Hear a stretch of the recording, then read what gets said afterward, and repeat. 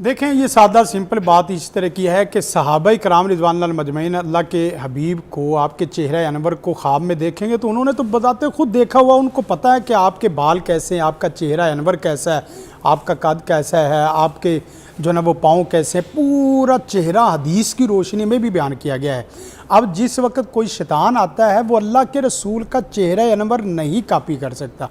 रही बात ये कि अगर वो किसी और शक्ल में आके कहे कि मैं अल्लाह का रसूल हूँ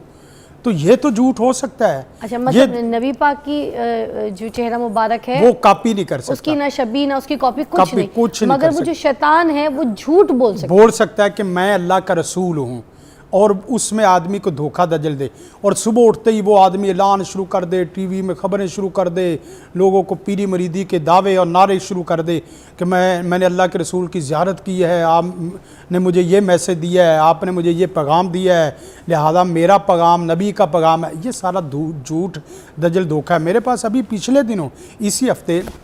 एक औरत आई, कहने लगी कि हफ्सा मैंने अल्लाह के हबीब की ज़ियारत की है। वो मैंने कभी किस तरीके से की है, उसकी वजह यह है कि उसने जो ज़ियारत की और उसके बाद उसकी जो बातें थी वो बातें सारी इसी तरह की थी। मैंने कभी किस तरह, कहने लगी कि अल्लाह के हबीब हैं, आप उधर बैठे हुए हैं, आपने चेहरा अनवर अपना जो है ना वो किसी और तरफ फेरा है, मेरे से बात नहीं कर रहे, मेरे से कोई और उनके साथ बात करता है वास्ते के साथ। तो मैंने अल्लाह के रसूल को देखा, मैंने कहा तू जो बात रहनुमाई ले रही है वो शैतान से ले रही है, और तेरी ज़िंदगी में खिलाफ सुन्नत कई किस्म की बातें हैं जिसकी वजह से तेरे कमरे में रसूल कायनात होने के बावजूद रसूल कायनात तेरे से बात करना भी गवारा नहीं कर रहे। जिंदगी शऊर से, अल हिकमा इंटरनेशनल।